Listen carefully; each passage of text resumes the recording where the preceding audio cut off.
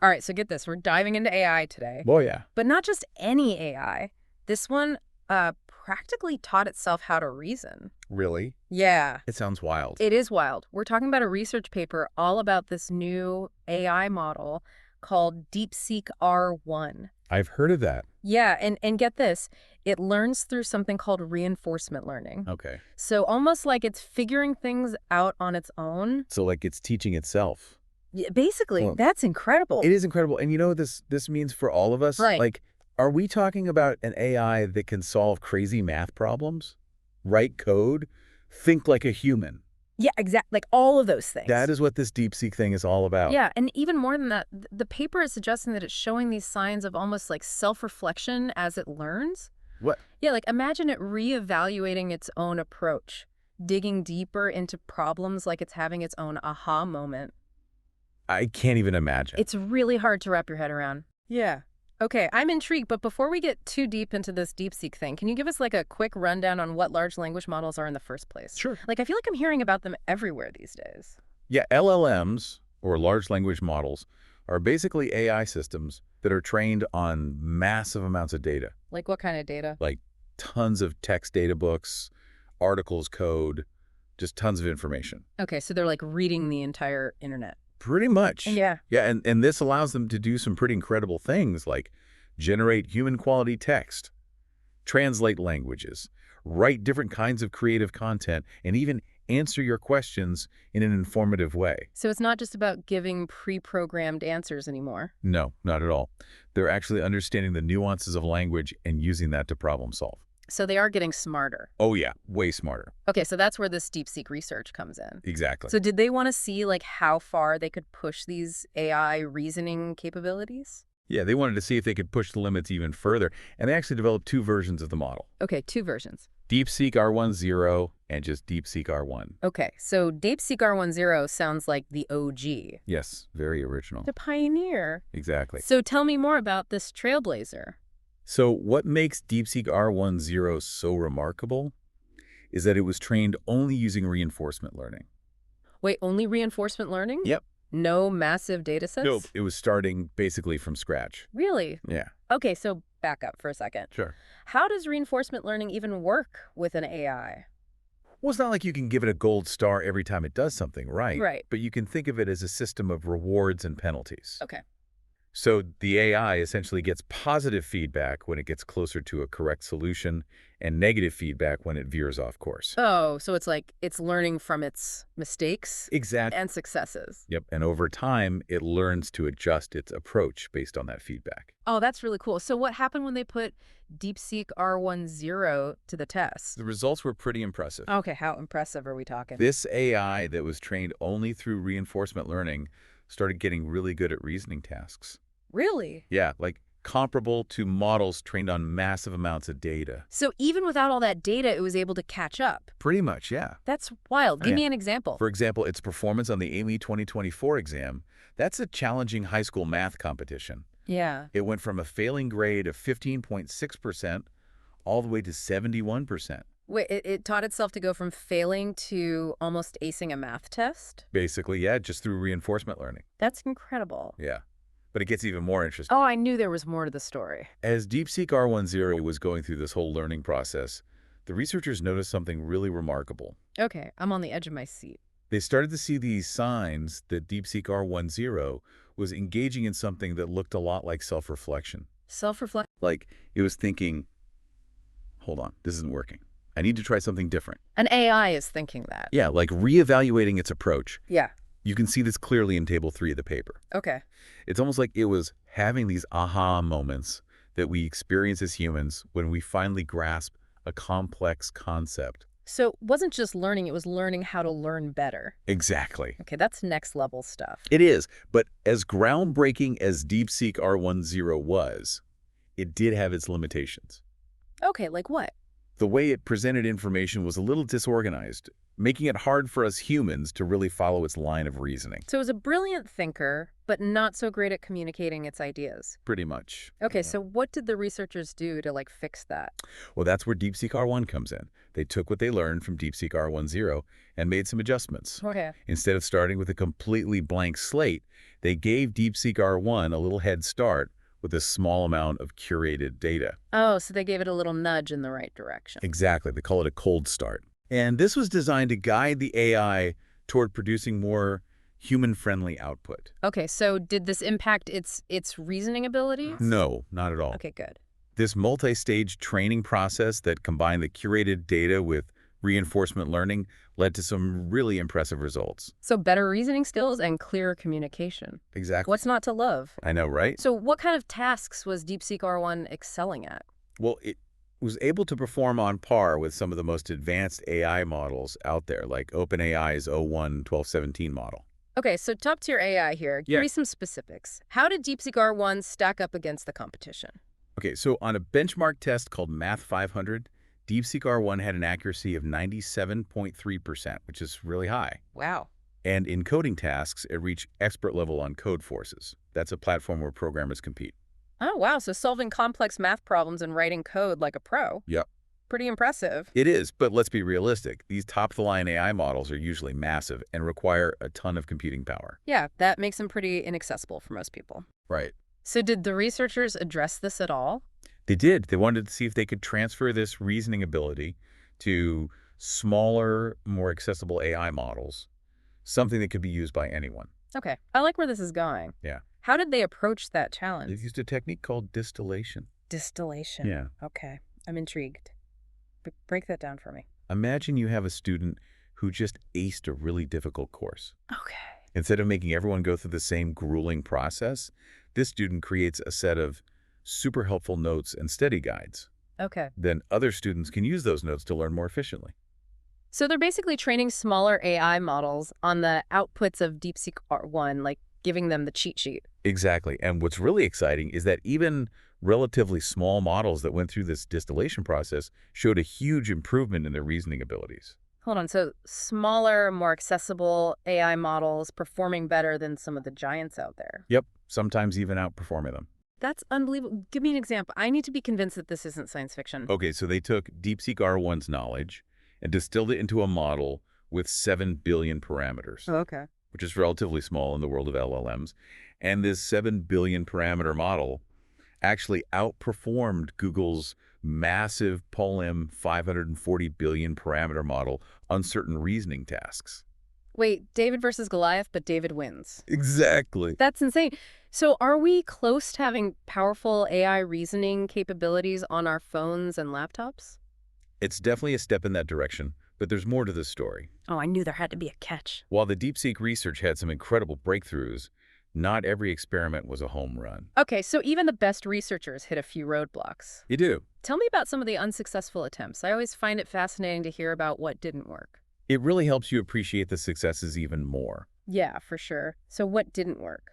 One approach that didn't quite pan out as they'd hoped was using something called process reward models. Process reward models. Okay, I need a little more info on that one. What were they trying to do? The idea was to guide the AI towards better reasoning by breaking down complex tasks into smaller, more manageable steps Okay. and providing feedback along the way. Like, imagine a coach giving feedback during practice. So why didn't it work? Well, it turns out defining those steps in a way that really applies to all reasoning tasks is much harder than it sounds. Right. There's not always one right way to approach a problem. Exactly. And even humans can disagree on the best way to do something. Yeah, for sure. So the process reward models were a bit too messy to be effective. Yeah, they were. What about the other approach that didn't work out? That was something called Monte Carlo tree search, or MCTS for short. That one sounds complicated. It can be. What's the general idea behind it? Think of it like this. You're trying to find the best route on a map with millions of possible roads. Okay. The AI would systematically explore all these different solution paths, Yeah. evaluate them, and then choose the one that seems most promising. So a very strategic approach. Yeah, like a chess player planning out their moves. Okay.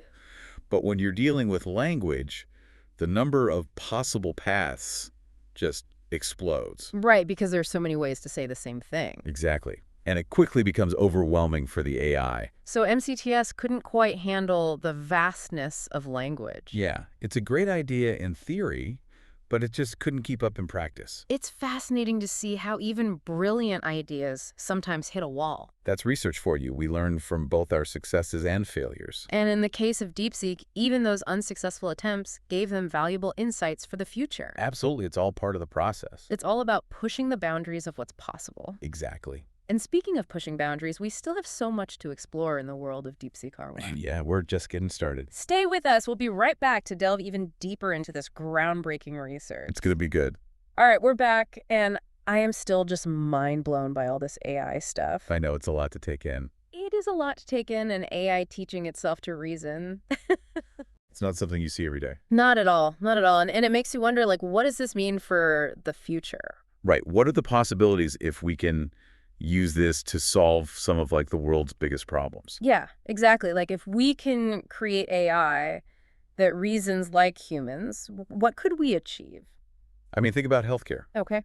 What if we could use AI like this to develop personalized treatment plans, Oh, wow. like tailored to each patient's needs and their genes? It's like having an AI doctor that understands your body better than you do. Yeah, and not just healthcare. Think about education. Oh, yeah. AI tutors that adapt to each student's learning style and pace. That would be a game changer. It would. And scientific research. Oh, yeah. AI analyzing these huge data sets, finding patterns that we might miss, Yeah. and leading to all kinds of breakthroughs. So it's like we're giving ourselves a cognitive upgrade, Yeah, you could say that. like amplifying our own abilities. Right, but we have to remember that with any powerful technology, there are downsides. Oh, for sure. For Yeah. sure. We need to make sure AI is used responsibly and ethically. That's a good point. It's not just about creating powerful AI. It's about creating AI that benefits humanity. Exactly. Okay, so how do we do that? How do we ensure that AI is used responsibly? Well, one way is to focus on transparency. Oh, okay. We need to be able to understand how these AI systems are coming to their conclusions. Especially when those conclusions have real-world consequences. Right, like imagine an AI is recommending a specific medical treatment. Yeah. Doctors and patients need to know why that recommendation is being made. Makes sense. You can't just blindly trust a black box. Exactly. You need to be able to see the reasoning behind it. So transparency is key. What else? Data. Okay. AI learns from the data it's trained on, and if that data is biased or incomplete, the AI will perpetuate those biases. Very garbage in, garbage out. Exactly. So we need to be really careful about what data we're using. It's not just about the technical stuff. It's about making sure it aligns with our values. Yeah, and making sure it doesn't make existing inequalities worse. Right. And how do we do that? Collaboration. Okay. We need diverse teams of researchers, policymakers, ethicists, and even the public working together to shape the future of AI. It's a conversation that everyone needs to be a part of. Absolutely. It sounds like we're navigating uncharted territory here. We are. But it's exciting. It's like we need to be explorers, pushing the boundaries, but also guardians, making sure we're using this technology for good. I like that analogy. So speaking of exploring different paths, remember how we talked about some of the approaches that the DeepSeek researchers tried that didn't work out? Yeah, Let's dive into those a little bit more because I think even those failures offer some valuable lessons. definitely. So one approach that didn't work out as well as they hoped was using process reward models. Oh, yeah, the PRMs? Yep. The idea was to guide the AI towards better reasoning by breaking down complex tasks into smaller steps. Right, like giving the AI smaller goals to reach the big goal. Exactly. But it was much harder to implement than they thought.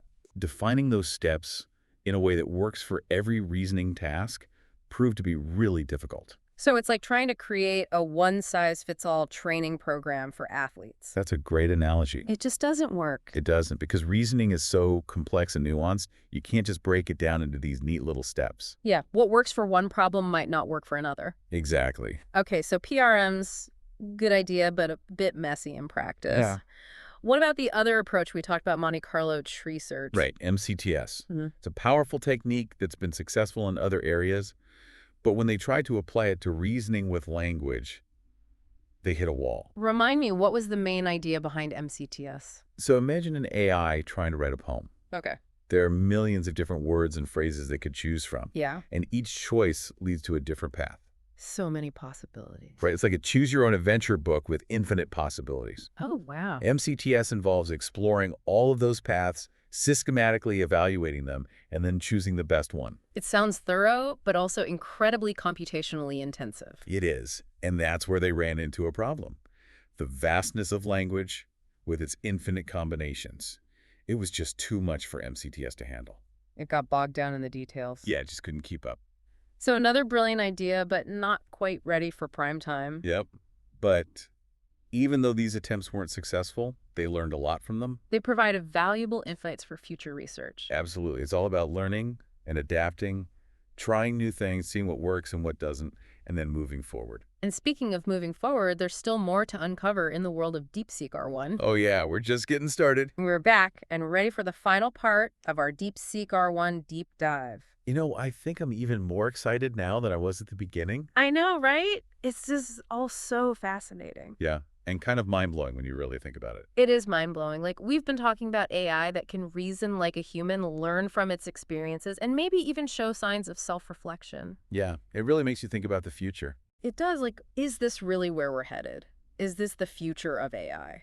It could be, and it's definitely a future worth exploring. Absolutely. But we've also talked about the importance of responsible AI development. Yeah, we can't get so caught up in the excitement of what's possible that we forget about the potential risks. Exactly. We need to have those tough conversations about things like data privacy, algorithmic bias, the impact on jobs. Yeah, all those things are really important to consider. It's not just about creating powerful AI. It's about creating AI that benefits everyone. Right, and I think the DeepSeek researchers are aware of those challenges. Okay, good. They're pushing the boundaries, but they're also doing it in a way that encourages responsible development. That's good to hear. It gives me hope that we can use AI for good while also being careful. Me too. So before we wrap up, let's highlight some of the key takeaways from our deep dive. Yeah, what are some of the things that really stood out to you? Well, one thing that's really striking is just how far AI research has come. Right, we're not talking about simple systems anymore. This is AI that can learn, adapt, and reason. Yeah, in ways that we thought were unique to humans. Exactly, and not just the capabilities, but also the training methods. Like reinforcement learning. Yeah, the idea that you can guide AI towards better reasoning by rewarding certain behaviors. That was really key to DeepSeek-R1's success. Especially DeepSeek-R1 that started with no data at all. It's amazing what they were able to achieve. It really is. And then there's the potential for making these capabilities more accessible. Right. Remember that small model that outperformed Google's massive model? Oh, yeah. That's the kind of thing that could really change how we use AI. Imagine everyone having access to these powerful AI tools right on their phones. It would be incredible. But like we said, we need to be mindful of the risks. Absolutely responsible and ethical AI development is key. Yeah, we need to keep having these conversations and work together to make sure AI is used for good. And that brings us to the end of our DeepSeek-R1 deep dive. What a journey. It really was. If you want to learn more, be sure to check out the full research paper. We'll have a link in the show notes. And as always, keep exploring, keep asking questions, and stay engaged with the world of AI. You never know what amazing things are just around the corner. That's right. We'll see you next time.